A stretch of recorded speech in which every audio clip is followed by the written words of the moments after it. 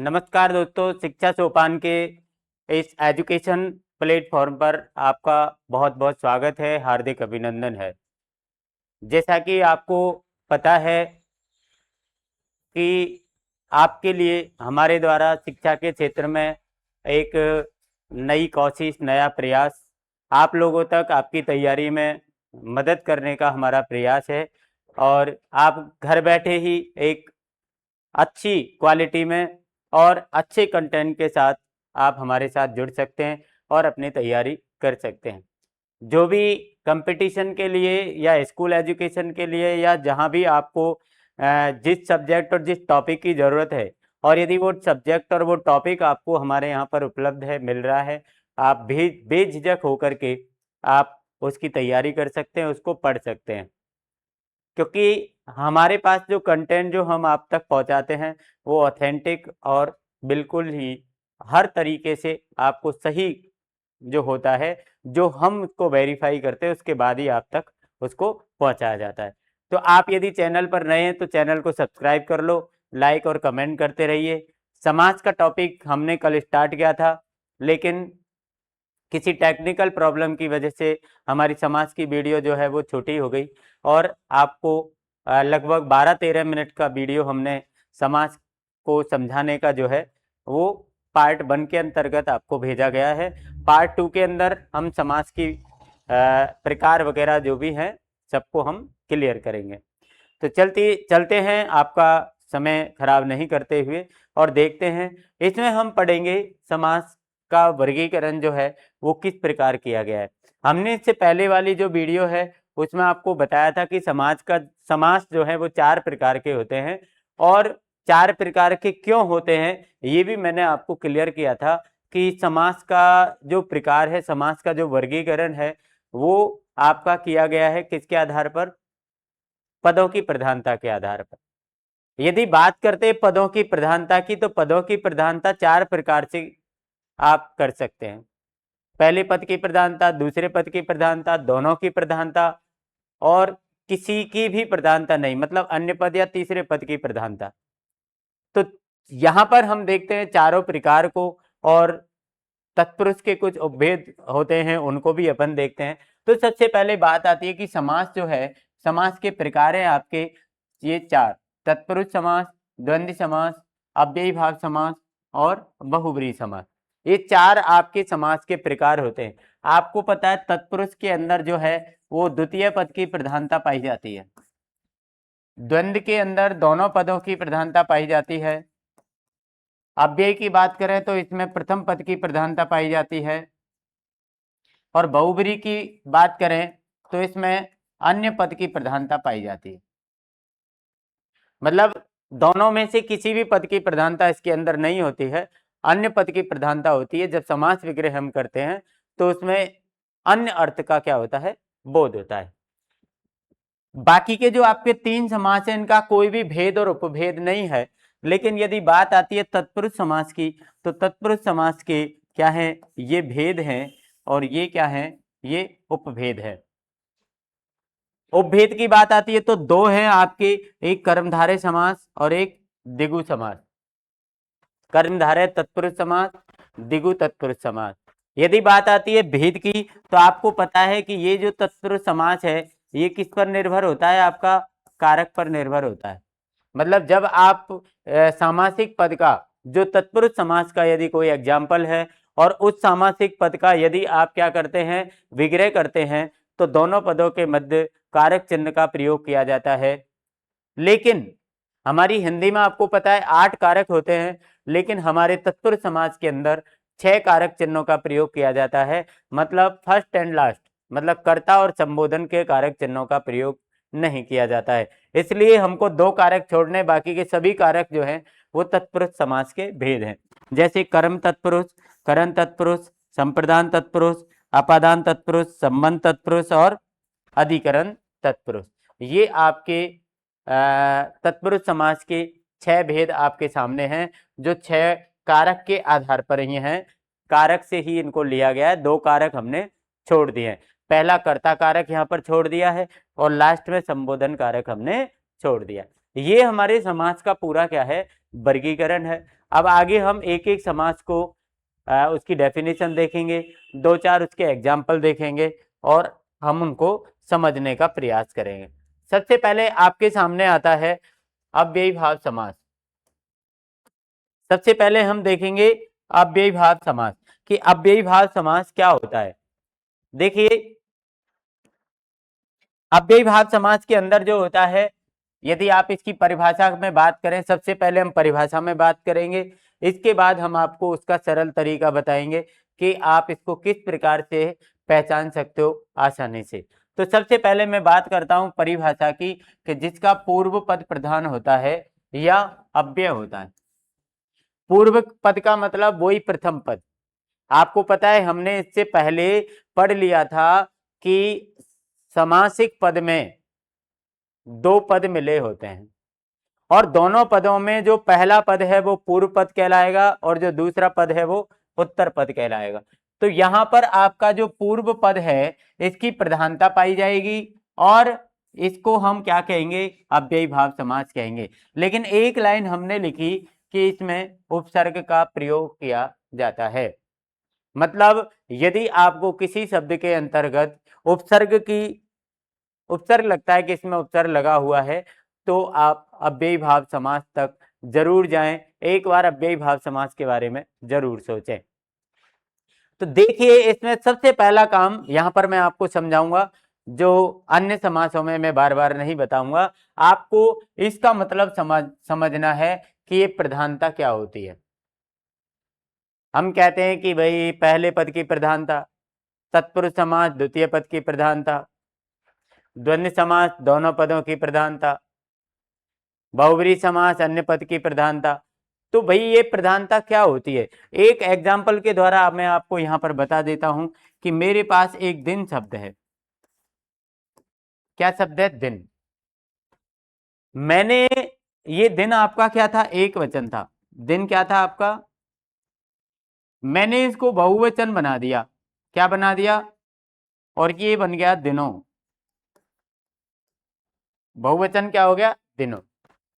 मैं एक दिन कहीं गया नहीं गया, ये एक दिन मतलब आपका एक वचन। लेकिन यदि आपको कई दिनों के बारे में बात करनी है, एक से अधिक दिनों के बारे में बात करनी है, मतलब आप बहुवचन के बारे में बात करोगे तो शब्द हो जाएगा आपका दिनों। मैंने क्या किया, दिन शब्द में उपसर्ग लगाया प्रति और फिर इसके बाद में दिन। अब मेरे पास शब्द बना प्रतिदिन। क्या बना शब्द? लेकिन अब मुझे इसको बहुवचन बनाना है, जिस प्रकार दिन का दिनों बना। तो प्रतिदिन का क्या प्रतिदिनों बन सकता है? नहीं। मतलब ये शब्द ऐसा ही रहेगा, आप इसको बहुवचन में या किसी भी अन्य प्रकार से इसको आप परिवर्तित नहीं कर पाओगे। आप कहोगे कारण क्या है? तो कारण यही है प्रधानता। कारण क्या है? प्रधानता। मैंने जब इसमें उपसर्ग जोड़ा मतलब प्रति जब मैंने इसमें जोड़ा, ये दिन जब तक था ये परिवर्तित हो सकता था, लेकिन जैसे ही मैंने इसमें प्रति शब्द ऐड किया, ये प्रति की प्रधानता हो गई, मतलब पहले पद की प्रधानता हो गई। और जहां पर प्रधानता होती है वहां पर वो दूसरे शब्दों की नहीं चलती है। जैसे इसमें प्रति की प्रधानता है तो प्रति के अनुसार ही जो है वो शब्द जो है वो चलेगा। तो ये दूसरे शब्द को, इस पद को, द्वितीय पद जो है आपका उत्तर पद जो है, इसको ये बदलने नहीं देता है अपने प्रभाव के कारण। तो यहां पर आपको पता चला कि ये जो प्रति शब्द है, इस प्रति शब्द की क्या हुई? प्रधानता हुई। इसी को हम प्रधानता कहते हैं। क्लियर है? किसी भी प्रकार की कोई दिक्कत यहां पर आपको नहीं होनी चाहिए। अब आपको बात आती है कि उपसर्ग कैसे कैसे आते हैं। परिभाषा आपने पढ़ी अव्ययी की, लेकिन मैं यदि आपको यहां पर 3 बिंदुओं में बताना चाहूं कि उपसर्ग, 3 बिंदुओं में मैं आपको बता दूं कि कहां कहां अव्ययी हो सकता है। पहली बात तो उपसर्ग, जैसे माना कि आपका यथा उपसर्ग आ गया, प्रति आ गया, निर आ गया, से आ गया, आ गया, अनु आ गया, अभी आ गया, आदि। यदि आपको कोई भी उपसर्ग दिखता है, कोई भी उपसर्ग दिखता है, आप 99% अव्ययी भाव की तरफ जाइए और उसकी और पहचान कीजिए। और यदि आपको तुक्का ही मारना है, माना कि मुझे कोई ऐसा शब्द पकड़ में आ गया, मुझे पता है कि इसके अंदर उपसर्ग है, लेकिन मेरे को समास नहीं आ रहा कि समास कौन सा है, तो आपको तुक्का अव्ययी भाव का ही देना है यदि उपसर्ग है तो। दूसरी स्थिति इसके अंदर क्या हो सकती है? दूसरी स्थिति इसके अंदर हो सकती है कि दो समान शब्द, दो समान शब्द, दो समान शब्द कैसे? कि जैसे मैंने यहां पर लिख दिया धीरे धीरे, आपको पता है धीरे धीरे दोनों समान शब्द हैं और बीच में ये योजक चिन्ह से जुड़े हुए हैं। यदि आपको ऐसी कोई भी स्थिति होती है तो आप कौन सा समास करेंगे? अव्ययी भाव। एक कंडीशन और मैं आपको तीसरी बता देता हूं कि दो समान शब्दों को जोड़ना, दो समान शब्दों को जोड़ना। यदि मैंने दो समान शब्द आपस में जोड़ दिए, कैसे जोड़ दिए? जैसे माना कि रात रात शब्द है, रात रात, या दिन दिन शब्द है। आपको पता चल गया कि दोनों समान शब्द हैं, तो आपने इस नियम को ध्यान में रखते हुए आपने कह दिया कि तो अव्ययी भाव समास है। लेकिन ये दूसरे तरीके से आ गए, माना कि रात रात, ये आ गई आपको रातों रात, ये आ गया आपको दिनों दिन, ये आ गया आपको दिनों दिन। तो आप इसको किस प्रकार से देखेंगे? आपको यहां पर हमने लिखा कि दो समान शब्द यदि हैं और आपस में उनको किसी भी तरीके से जोड़ा गया है, जैसे रात और रात को रातों रात के द्वारा जोड़ दिया, दिन और दिन को दिनों दिन के द्वारा जोड़ दिया, तो यहां पर आपका समास होगा अव्ययी भाव समास। कौन सा समास होगा यहां पर? अव्ययी भाव समास। क्लियर है? जैसे यहां पर अपन एग्जाम्पल देख लेते हैं, एग्जाम्पल देख लेते हैं अपन यहां पर।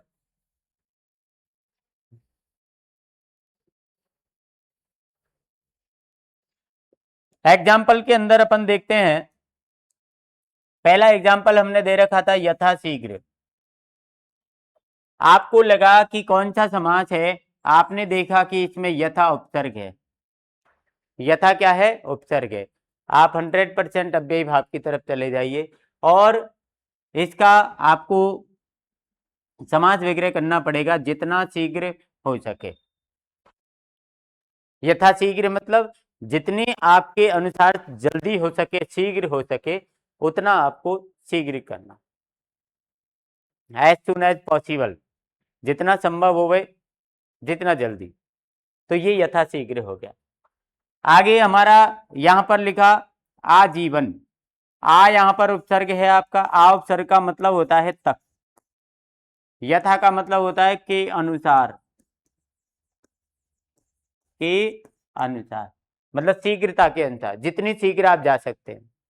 आजीवन का मतलब होता है तक, आ का मतलब, और या पर्यंत भी इसको अपन बोल सकते हैं। तो आप लिख सकते हो यहां पर जीवन भर, जीवन तक, या जीवन पर्यंत आप लिख सकते हो। अगला एग्जाम्पल यहां पर आया आपका यथामति। यथामति, आपको पता है यथा का मतलब होता है क्या? अनुसार। ये हो गया आपका मति के अनुसार। क्या हो गया आपका? मति के अनुसार। यथा रुचि, ये हो गया रुचि के अनुसार। से परिवार, आपने देख लिया कि इसमें से क्या है? उपसर्ग, और से उपसर्ग का अर्थ क्या होता है आपका? सहित। से उपसर्ग का अर्थ क्या होता है? सहित। आपने लिख दिया यहां पर परिवार के साथ, या परिवार के सहित, परिवार सहित, ठीक है ना। यहां पर आ गया आपका प्रतिदिन। प्रति जहां पर लग गया वहां पर आपको क्या करना पड़ेगा, हर शब्द का प्रयोग कर दो या फिर उस शब्द को 2 बार लिख दो। दिन दिन भी आप इसको कर सकते हैं। इसका जो समास विग्रह है वो आप दिन दिन भी कर सकते हैं। प्रतिपल, हर पल, या इसको हम पल पल भी लिख सकते हैं। इसको हम पल पल भी लिख सकते हैं।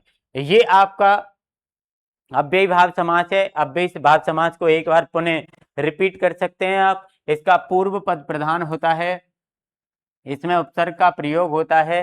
3 चीज मैंने आपको बताई थी कि ये उपसर्ग का प्रयोग होता है इसके अंदर। पहली चीज, 2 समान शब्दों को यदि योजक या समास चिन्ह से जोड़ा जाए तो भी आपका अव्यय होता है, और यदि 2 समान शब्दों को जोड़ दिया जाए, रातों रात, दिनों दिन, बीचों बीच, धड़ाधड़, यदि ऐसे शब्द आपको दिखाई दें तो आप कौन सा समास करेंगे, अव्ययी भाव समास इसमें करेंगे अपन। अगला आपका समास है द्वंद्व समास। अगला समास कौन सा है आपका, द्वंद्व समास। द्वंद्व समास में आपको पता है कि दोनों पदों की प्रधानता होती है। द्वंद्व समास के अंदर कौन से पदों की प्रधानता होती है, दोनों। किसी भी एक का प्रभाव दूसरे शब्द पर नहीं होता है, दोनों शब्दों का समान प्रभाव होता है। इसमें दोनों के बीच और, तथा, अथवा, या का प्रयोग होता है। जब आप इसका समास विग्रह करते हो, क्या करते हो, समास विग्रह, यहां पर कौन सी स्थिति आएगी आपकी, समास विग्रह करने पर आएगी। कब आएगा ये, समास विग्रह। समास विग्रह करने पर दोनों पद जो आपके लिखे गए हैं उनके मध्य में आप और, तथा, अथवा, या ऐसे शब्दों का प्रयोग हम करते हैं। जैसे यहां पर हमने उदाहरण दिया, लाभ हानि लाभ, लाभ हानि आ जा, हानि लाभ आ जा, कैसे भी आ। ये भी आपको पता है कि इन दोनों के बीच में एक डैश आएगा। कहीं पर नहीं भी आता है, जैसे कि देखो यहां पर नहीं आया है, इसमें नहीं आया, इसमें आया है। तो कहीं पर दोनों शब्दों को, 2 अपोजिट शब्दों को या 2 भिन्न शब्दों को आपस में जोड़ दिया जाएगा। ये किसी न किसी प्रकार से अपोजिट होते हैं। जैसे लाभ और हानि, ये अपोजिट है। लिंग के आधार पर अपोजिट हो सकते हैं, जैसे माता पिता, पति पत्नी, भाई बहन, ऐसे भी हो सकते हैं। तो यहां पर अपन देखेंगे, आपको कुछ भी नहीं करना, आपको लिखना है हानि और लाभ। यहां पर आया राजा रंक, दोनों अपोजिट हैं, अपन लिख देंगे राजा और रंक, और लगा दो, और कुछ मत करो आप, ये हो जाएगा आपका राजा और रंग। यहां पर हमने लिखा माता पिता, ये हो जाएगा माता और पिता, माता और। यहां पर देखिए भीमार्जुन, ये यदि आप इस शब्द को देखें तो आपको पता है इसके अंदर कौन सी संधि है। यदि संधि की बात करें तो भीम प्लस अर्जुन, मतलब ए के साथ ए का मेल, मतलब दीर्घ संधि। तो ये भीम और अर्जुन 2 व्यक्ति अलग अलग हैं, और 2 व्यक्तियों को हमने एक शब्द में लिखा है, तो दोनों के बीच में हम क्या लगा देंगे, और लगा देंगे। दोनों के बीच में क्या लगा देंगे हम, और लगा देंगे, और ये हो जाएगा भीम और अर्जुन। यहां पर आया न्यूनाधिक, ये भी वही दीर्घ संधि का एग्जाम्पल है। न्यून और अधिक 2 शब्द इसमें मिले हुए हैं, ठीक है ना। तो अपन लिख सकते हैं न्यून, या लगा दो इसमें न्यून या अधिक, और लगा दो, तथा लगा दो, कुछ भी लगा दो। लब कुश, ये दोनों अलग हैं, लब और कुश। देवासुर, देव प्लस असुर, मतलब देवता, और असुर मतलब राक्षस। इसमें भी 2 शब्द हैं आपके, इसमें लिख देंगे हम देव और असुर। कुल मिलाकर ये आपका जो समास है द्वंद्व समास, ये आपको किसी भी प्रकार की कोई परेशानी नहीं दे सकता है। इसमें 2 शब्द आपको लिखे जाएंगे, दोनों शब्दों के बीच में या तो डैश लगा होगा, या दोनों शब्दों किसी भी संधि के द्वारा उनको जोड़ा गया होगा। तो आपको क्या करना है, और लगाना है दोनों शब्दों के बीच में, और आपका समास विग्रह हो जाएगा। अगला समास आपका तत्पुरुष समास, और ये तत्पुरुष समास आपको पता है कि सबसे बड़ा समास है, सबसे ज्यादा समय हमको लगने वाला है और सबसे ज्यादा शब्द और सबसे ज्यादा एग्जाम्पल इसी समास से पूछे जाते हैं। तत्पुरुष समास, देखिए इसकी यदि परिभाषा की बात करें, जिसका दूसरा या उत्तर पद प्रधान होता है और पहला क्या होता है, गौण होता है। पहला पद क्या होता है, गौण होता है, मुख्य नहीं होता, जबकि दूसरे पद की क्या होती है, इसमें प्रधानता होती है। और दूसरे पद को हम किसके नाम से जानते हैं, उत्तर पद के नाम से भी जानते हैं। अन्य बात इसमें आपको पहचान के लिए बता दें कि इसमें विग्रह करते समय कारक चिन्हों का उपयोग होता है। जब आप ऐसे तत्पुरुष समास वाले एग्जाम्पल के उदाहरणों के समास विग्रह करोगे तो दो शब्द जो हैं, दो पद जो हैं, उनके मध्य में किसका प्रयोग होता है, कारक चिन्हों का प्रयोग होता है। इसको आप बिल्कुल दिमाग में बिठा लो। इसके विपरीत यदि आप सामासिक पद बनाओगे, इसको जोड़ने पर विभक्ति चिन्ह या कारक चिन्ह का लोप हो जाता है।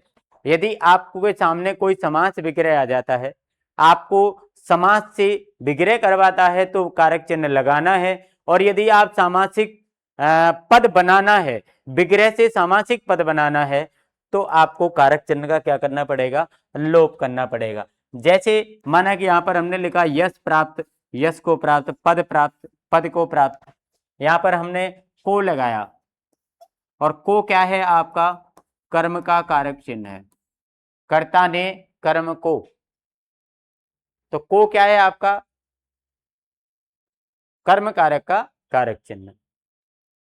इसके 6 भेद होते हैं जो मैंने आपको पहले भी बता दिए, कर्म तत्पुरुष, करण तत्पुरुष, संप्रदान तत्पुरुष, अपादान तत्पुरुष, संबंध तत्पुरुष और अधिकरण तत्पुरुष।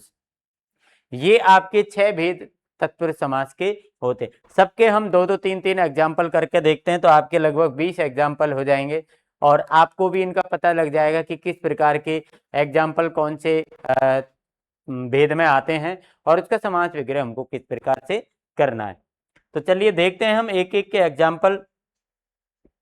सबसे पहले हम देख रहे हैं कर्म तत्पुरुष, और कर्म तत्पुरुष जो है आपको पता है हिंदी व्याकरण, जहां पूर्व पद में कर्म कारक की विभक्ति को पूर्व, इसका कारक चिन्ह क्या होता है, को, इसका क्या करेंगे, लोप हो जाता है, वहां कर्म तत्पुरुष होता है। यदि आप समासिक पद बना रहे हैं और को जो पहले शब्द के बीच में लगा हुआ था उसको हमने हटा दिया, उसका हमने लोप कर दिया, तो वहां पर कौन सा समास होता है, कर्म तत्पुरुष समास होता है। जैसे यहां पर हमने कुछ एग्जाम्पल दे रखे हैं, ग्रंथकार, सर्वप्रिय, शरणागत। ये हमने 3 एग्जाम्पल यहां पर आपको दिए, और तीनों एग्जाम्पल का मतलब आप दी। ग्रंथकार, ग्रंथकार कौन होता है, जो ग्रंथ की रचना करता है, मतलब ग्रंथ को लिखने वाला, ग्रंथ को बनाने वाला, ये ग्रंथकार होता है। सर्वप्रिय को लगाना है आपको, ये सर्व और प्रिय, सर्व को प्रिय या सबको प्रिय। शरणागत, शरण को आगत, इसमें 2 शब्द है, शरण और आगत, तो शरण को आगत, इसको अपन कहेंगे शरणागत। दूसरे नंबर पे आपका आता है करण तत्पुरुष समास, ग्रंथ को रचने वाला, सबको प्रिय। ये आपके यहां पर इसका वर्गीकरण दिया गया है, ये जो है आपका यहां से और यहां तक का, ये आपको इसका वर्गीकरण दिया गया है, ये यहां पर चला गया है किसी कारण से, तो ये तो ग्रंथकार का हो गया, ग्रंथों की रचना करने वाला। सर्व प्रिय हो गया, सर्व का, शरण को आगत, शरणागत का हो गया। करण तत्पुरुष की बात आती है कि जहां पर पूर्व पद में करण कारक की विभक्ति से के द्वारा का लोप हो जाता है। देखिए करण कारक की जो विभक्ति चिन्ह कारक चिन्ह है वो से है, के द्वारा, ये दोनों हैं। अब आपको पता है कि से एक के अंदर और आता है, अपादान के अंदर, तो आपको जहां पर अपादान के अंदर से आएगा, यहां भी से आएगा। तो मैं दोनों को आपको यहां पर एक एग्जाम्पल के द्वारा आपको समझा देता हूं। जैसे मैं बस से जयपुर गया, मैं बस से जयपुर गया। अब देखिए यहां पर आया बस से, ठीक है। दूसरा मैंने लिखा मैं बस से उतरा, ये भी यहां पर बस से। अब आपके सामने दो सेंटेंस हो गए से। एक चीज आप ध्यान रखो कि करण तत्पुरुष जो है जहां पर से आएगा वो क्या आएगा, के द्वारा के अर्थ में आता है। अपादान में जहां पर से आएगा वो पृथक होने के लिए आएगा, अलग होने के लिए आएगा। अब यहां पर देखिए आप, किस में तो के द्वारा का भाव है और किस में अलग होने का भाव है। यहां पर हम देखेंगे कि मैं बस से जयपुर गया, तो ये तो भाव किसका हो गया, के द्वारा। मैं जयपुर किसके द्वारा गया, बस के द्वारा, तो ये के द्वारा का भाव हो गया। लेकिन यहां पर मैंने लिखा कि मैं बस से उतरा, तो ये उतरा तो मैं क्या हो गया, बस से अलग हो गया। जब मैं बस से उतरूंगा तो मैं बस से क्या हो जाऊंगा, पृथक हो जाऊंगा, अलग हो जाऊंगा। बस अलग हो जाएगी, मैं अलग हो जाऊंगा, तो ये अलग होने का भाव हो गया। ये अपादान के अंदर आता है और ये करण के अंदर आता है। तो यहां पर हम देखते हैं इसके एग्जाम्पल।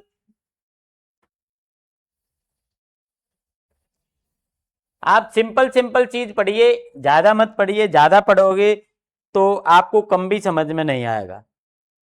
क्योंकि हमने एक कहावत सुनी है कि आदि छोड़ साजी को भागे और आदि मिले न साजी पावे। यदि आप किसी भी छोटी चीज को छोड़ करके संपूर्णता की तरफ यदि भागते हैं तो कभी कभी ऐसा होता है कि संपूर्णता तो हमको मिलती नहीं है, लेकिन जो हमको मिलना था थोड़ा, वो थोड़ा भी हमारे हाथ से निकल जाता है।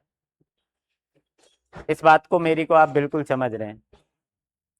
अब इसके एग्जाम्पल जैसे हमने लिखा तुलसीकृत, तो ये क्या हो गया, तुलसी के द्वारा कृत, मतलब जो तुलसी के द्वारा लिखी गई है उसको हम तुलसीकृत बोलते हैं। जैसे यदि रामचरितमानस है तो रामचरितमानस तुलसीदास जी के द्वारा लिखी गई है, तो आप लिख सकते हैं कि रामचरितमानस क्या है, तुलसीकृत है, मतलब तुलसीदास जी के द्वारा लिखी गई है। ये है मन गढ़त, तो ये क्या हो गया, मन के द्वारा गढ़त, मन के द्वारा गढ़त। मतलब हमने कोई भी बात यदि मन के द्वारा गढ़ ली मतलब मन के द्वारा कोई बात हमने बना ली, तो वो आपकी, अपन कहते हैं कि ये तो मनगढ़ंत बात है भाई। मनगढ़ंत मतलब मन के द्वारा आपने इस बात को बनाया है। एक हो गया आपका गुण युक्त, ये क्या हो जाएगा, गुण से युक्त। अब इसमें आप से लगा दो, बात भाव वहीं आएगा, भाव आपका वहीं आएगा। गुण से युक्त मतलब गुणों के द्वारा युक्त जो व्यक्ति होता है उसको हम गुण युक्त बोल सकते हैं। प्रेम आतुर, ये हो जाएगा प्रेम से आतुर या प्रेम के द्वारा आतुर। यदि आपको इसके बारे में ज्ञान है, तत्पुरुष समास के बारे में ज्ञान है, आपको यदि जैसे करण तत्पुरुष पढ़ रहे हैं तो आपको करण कारक का ज्ञान है, करण कारक के बारे में आप अच्छी प्रकार से जानते हैं, तो आप आराम से जो है वो अपना संधि विच्छेद जो है वो कर सकते हैं, वो समास विग्रह कर सकते हैं, संधि विच्छेद नहीं, समास विग्रह। अगला आपके सामने है तीसरा, संप्रदान तत्पुरुष समास। ये कौन सा है, संप्रदान।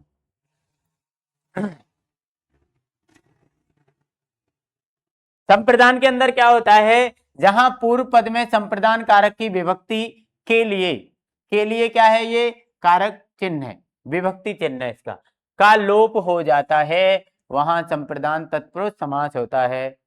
जब आप सामासिक पद बनाते हैं और पहले से ही आपका समास विग्रह हुआ है, तो समास विग्रह में आपको क्या होगा, के लिए मिलेगा। जब इसका समासिक पद आप बनाएंगे तो के लिए का क्या कर देंगे, लोप कर देंगे, और जब समास बिगड़े करेंगे तो के लिए लगा देंगे। जैसे राह खर्च, तो अपन लिख देंगे राह के लिए खर्च। यदि आप कहीं जा रहे हैं तो आपको जो खर्चे के लिए दिया जाता है वो क्या होता है, राह खर्च होता है, राह खर्च। तो ये राह के लिए खर्च हो गया।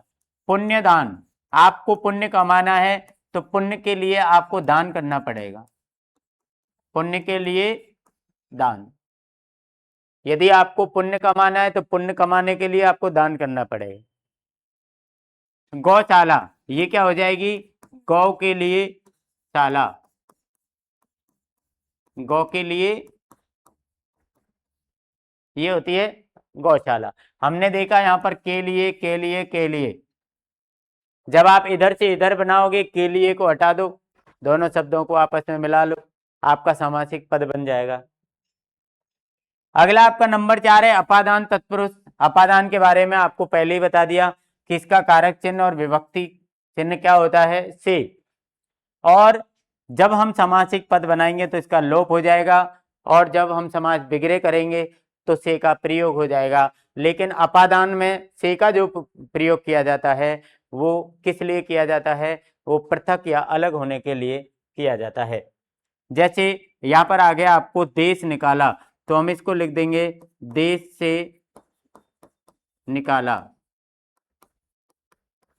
देश से निकाला। अगला आ गया आपका धर्म विमुख, तो ये हो गया धर्म से विमुख, ये क्या हो गया, धर्म से विमुख। ये है धर्म भ्रष्ट, तो ये हो जाएगा आपका धर्म से भ्रष्ट, धर्म से भ्रष्ट। सब में आपको से लगाना है। और ये जो से है ये अलग होने के क्रम में, देखिए देश निकाला, तो देश से निकाला मतलब हमने देश से किसी व्यक्ति को निकाल दिया, तो वो हमारे देश से वो व्यक्ति क्या हो गया, अलग हो गया। तो आपका ये अलग होने के क्रम में। धर्म से विमुख, जो व्यक्ति धर्म के रास्ते पर नहीं चल रहा, धर्म से विपरीत रास्ते पर चल रहा है, तो वो भी हमारे धर्म से क्या हो गया, अलग हो गया। धर्म भ्रष्ट, ये भी वही बात है, धर्म पर नहीं चलने वाला आदमी धर्म भ्रष्ट हो जाता है, तो वह धर्म से अलग हो जाता है। तो यहाँ पर हमारे सभी अलग होने के क्रम में आए हुए हैं। नंबर 5वां है आपका संबंध तत्पुरुष समास। कौन सा है, संबंध तत्पुरुष समास। संबंध तत्पुरुष समास के अंदर हमने देखा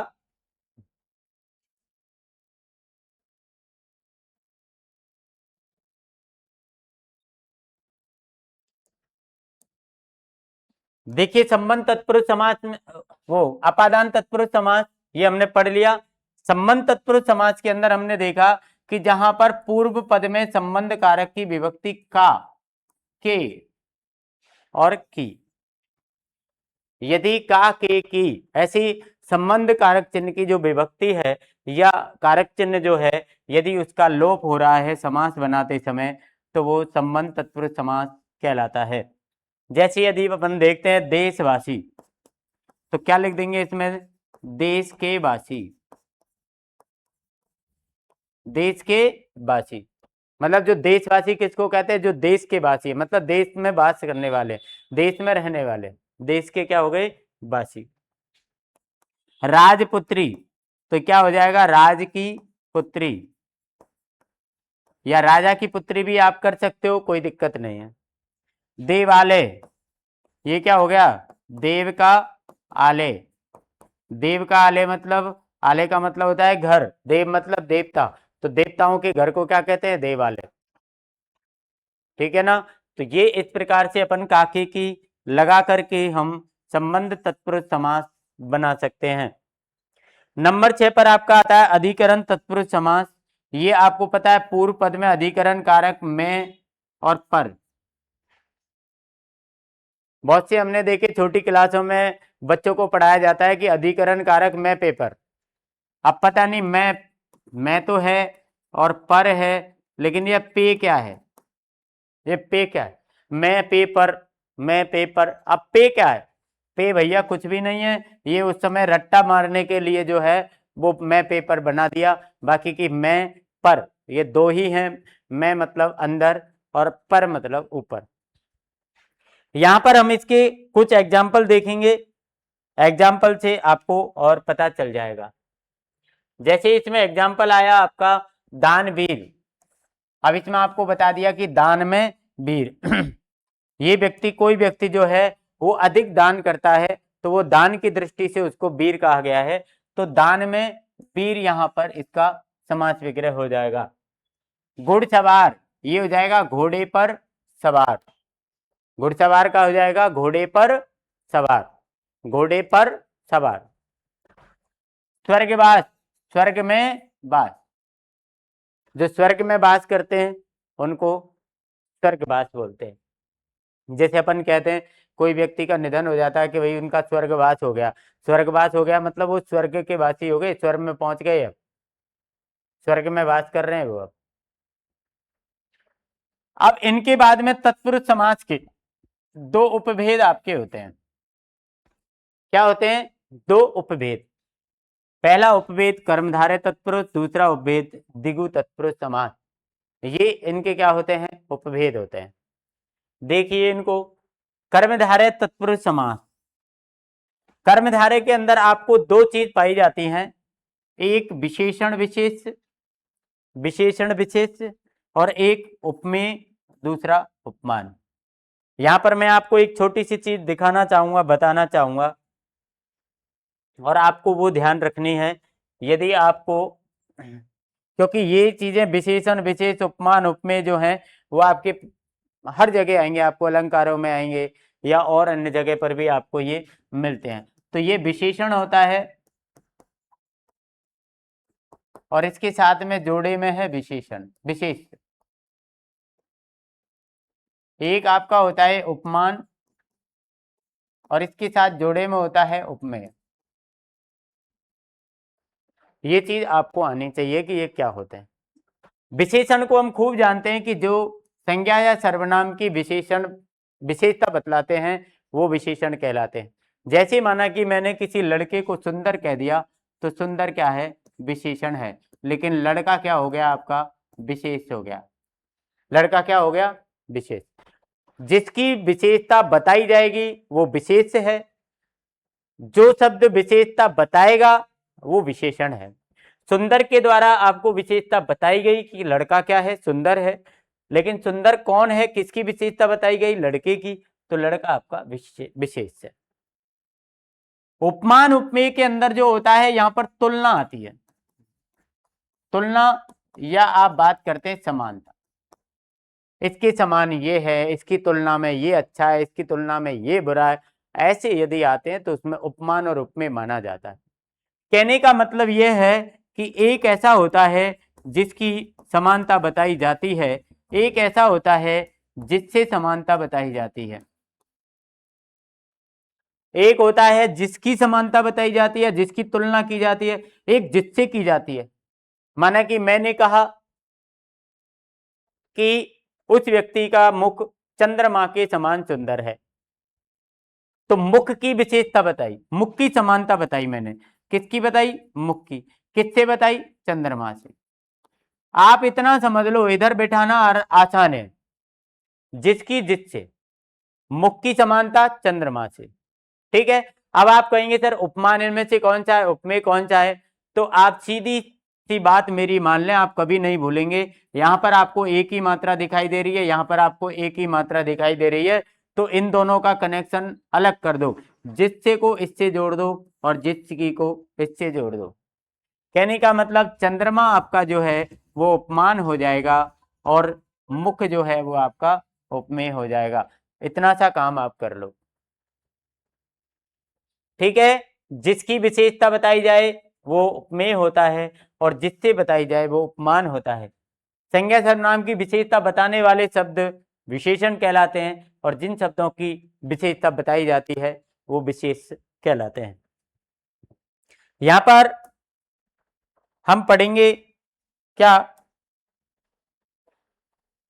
यहां पर हम पढ़ेंगे कर्मधारय समास, कर्मधारय तत्पुरुष समास, कर्मधारय तत्पुरुष समास पढ़ेंगे। अब ये आपको मतलब समझा दिया विशेषण का और विशेष का, उपमेय उपमान का। अब देखिए आप यहां पर हमने कर्मधारय समास में लिखा कि एक पद विशेषण होता है, एक पद क्या होता है, विशेषण होता है, दूसरा पद आपका विशेष होता है, एक पद उपमेय हो सकता है या दूसरा उपमान हो सकता है, और एक की तुलना या उपमा दूसरे से की जाती है। मतलब विशेषण और विशेष से मिलेगा या तो आपको, या उपमान और उपमेय मिलेगा। जैसे एग्जाम्पल के रूप में हमने देखा, ये विशेषण और विशेष वाले एग्जाम्पल हैं। जैसे महादेव, महादेव हमने लिखा महान है जो देव, महान है जो देव, महान है जो देव। ये कौन से देव की बात हो रही है,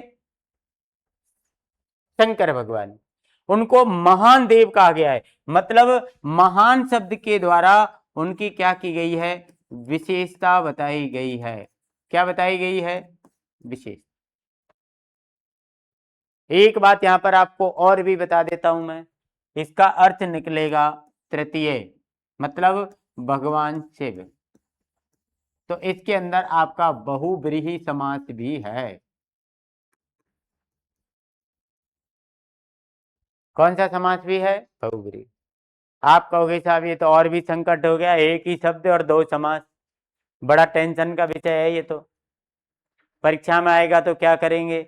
आपसे यदि परीक्षा में पूछा जाता है कि महादेव में समास है, महादेव से मतलब नहीं है कोई भी ऐसा शब्द जिसमें दो समास है, महादेव में समास है, ठीक है। आपसे विकल्प में पहला विकल्प दे रखा है कर्मधारय, दूसरा दे रखा है आपको बहुव्रीहि,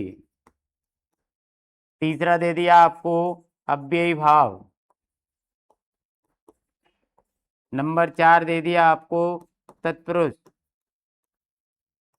अब आपका आंसर क्या होगा। तो यदि आपको ऐसी स्थिति आ जाती है कि यदि उसमें दो समास हो शब्द में और आपको दोनों ही विकल्प में हो, तो आपका राइट माना जाएगा बहुव्रीहि। राइट क्या माना जाएगा, बहुव्रीहि। यदि आपके ऑप्शन में बहुव्रीहि नहीं है, ये नहीं है, यहां पर आपको दिगु द्वंद्व कुछ भी हो, क्या यहां पर दिगु है, आपका राइट आंसर होगा कर्मधारय। मतलब दोनों की उपस्थिति में बहुव्रीहि की प्रधानता रहेगी, लेकिन यदि एक ही दोनों में से एक आता है तो जो भी आएगा वो सही है, बहुव्रीहि आता है तो बहुव्रीहि सही है, कर्मधारय आता है तो कर्मधारय सही है। यदि एक आता है, एक की स्थिति में ये चीज आपकी काम करेगी। अगला एग्जाम्पल देखते हैं अपन। अगला एग्जाम्पल है अंधकूप, अंधा है जो कूप, जो कूप अंधा है। अब भैया कुएं अंधे कैसे होते हैं, जिस कुएं में पानी नहीं होता है उसमें पत्थर हैं, कंकड़ वगैरह है या झाड़ वगैरह ऐसी चीजें जो है वो एक कूड़ेदान के रूप में जो है पड़ा रहता है, उसको अपन कहते हैं अंधकूप। तो इसमें है जो का प्रयोग किया गया है। ऐसे कूप की बात कर रहे हैं जो अंधा है, मतलब विशेषण और विशेष के रूप में आया है। पुरुषोत्तम, पुरुषों में है जो उत्तम। अब देखिए यहाँ पर भगवान राम के लिए भी आएगा, तो जो महादेव की स्थिति बनेगी वही स्थिति इसकी बनेगी। इसमें बहुव्रीहि और कर्मधारय दोनों समास आपके पाए जाएंगे। अब यदि बात आती है उपमान और उपमेय की, कमल नयन, कमल अलग है नयन अलग है, लेकिन नयन की विशेषता या समानता कमल के फूल से बताई गई है। तो यहां पर हमने लिख दिया कमल के समान नयन। किसके समान है नयन, कमल के समान। ये आपके उपमेय और उपमान के लिए आया है। भुज दंड, भुज दंड, तो दंड के समान भुजा, इसमें आया है दंड के समान भुजा। कर पल्लव, तो पल्लव के रूपी कर। देखिए जहां पर यदि रूपक अलंकार का भी कोई शब्द है रूपी जिसके अंदर लग रहा है, वो भी कर्मधारय के अंदर आएगा, क्योंकि उसके अंदर भी उपमान और उपमेय होते हैं। क्यों होते हैं, आपने रूपक अलंकार पढ़ा होगा। रूपक अलंकार के अंदर आपकी जो डेफिनेशन है वो यही है कि जब उपमेय और उपमान दोनों के अंदर अभेद आरोप हो जाता है। क्या हो जाता है, अभेद आरोप। तो वहां पर रूपक अलंकार होता है। तो ये रूपी जो शब्द है ये किसके अंदर आएगा? आपका कर्मधारय समास के अंदर। कर कमल, तो कमल रूपी कर, ये कभी कभी जुड़ के आ जाता है। जैसे माना कि मैंने लिख दिया यहां पर क्रोधाग्नि, क्या लिख दिया मैंने? क्रोधाग्नि। अब ये क्या है, क्रोध और अग्नि दोनों अलग अलग शब्द हैं, तो क्रोध को अग्नि का रूपक बनाया गया, तो क्रोध रूपी अग्नि।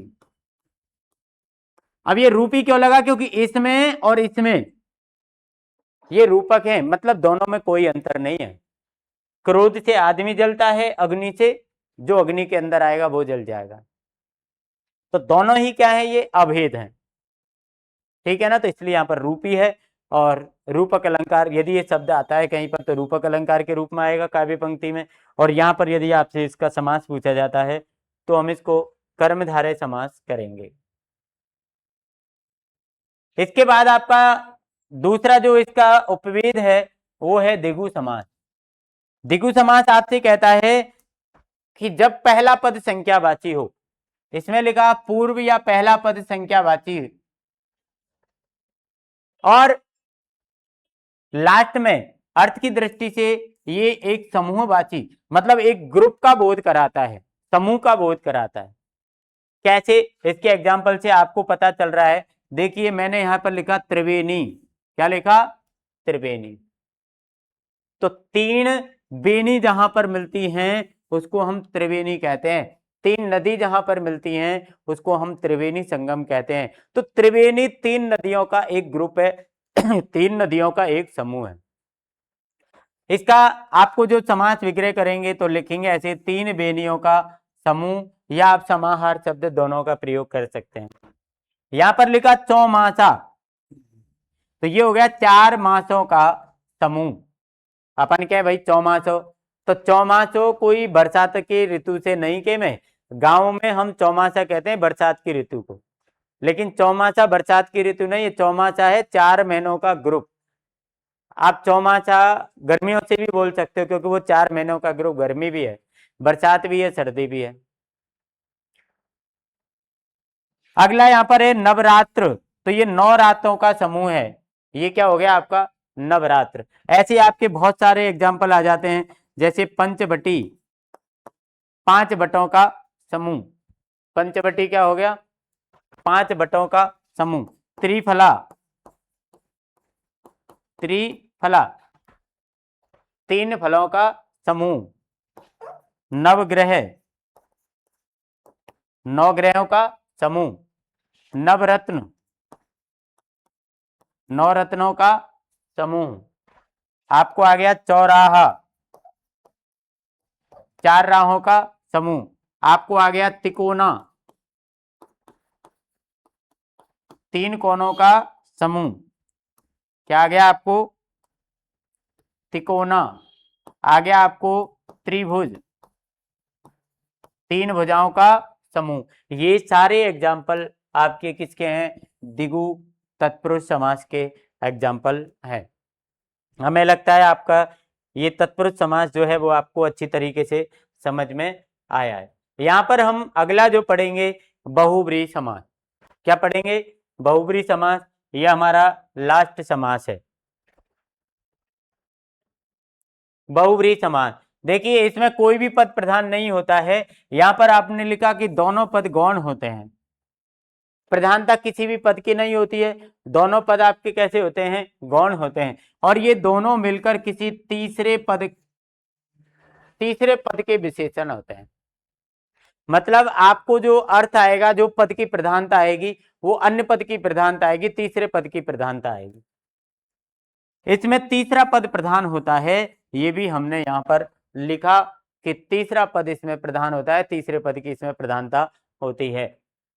क्लियर है? जैसे यहाँ पर हमने एग्जाम्पल लिखा पीतांबर, पीला है वस्त्र जिसका, अर्थात कौन आ गए तीसरे अर्थ के रूप में?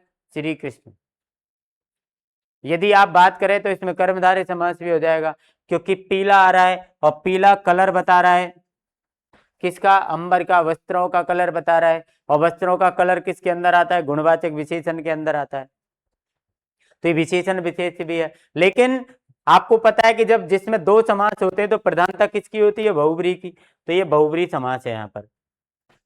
दीर्घ बाहु, लंबी हैं भुजाएं जिसकी, अर्थात इसमें आ जाएगा आपका तृतीय अर्थ विष्णु। अष्टभुजा, 8 भुजाएं हैं जिसकी, अर्थात आपका आ जाएगा दुर्गा। बहुत सारे ऐसे एग्जाम्पल हैं, जैसे आपका आ गया चंद्रशेखर, शिव जी के लिए कहते हैं चंद्र है जिसके शिखर पर। बीना पानी, बीना पानी, ये आपका हो गया बीना है, पानी मतलब हाथ, बीना है जिसके पानी में हाथ में सरस्वती हो गया। ऐसी चक्र पाणी आ गया, चक्र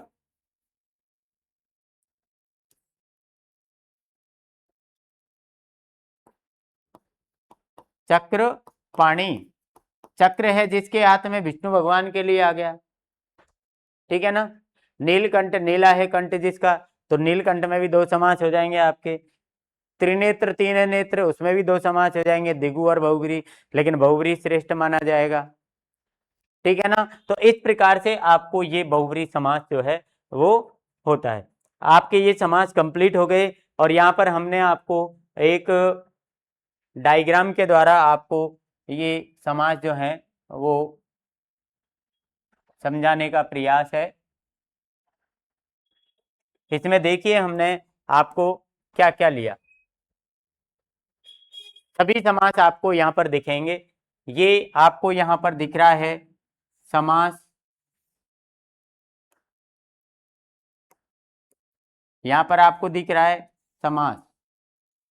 समास दो शब्दों के मेल से बना शब्द, दो शब्दों के मेल से बना शब्द क्या कहलाता है? समास। समास के भेद आपके देखिए, ये भेद है अव्ययी भाव, ये भेद है बहुब्री, ठीक है ना, ये भेद है तत्पुरुष, ये भेद है द्वंद्व। अब तत्पुरुष की बात आती है, तत्पुरुष का ये उपभेद है दिगु, और ये भी उपभेद है कर्मधारय। ये तत्पुरुष समास के प्रकार हैं, जैसे कर्म तत्पुरुष, अधिकरण, करण, संप्रदान, अपादान और संबंध। ये क्या है? इनके उपभेद है।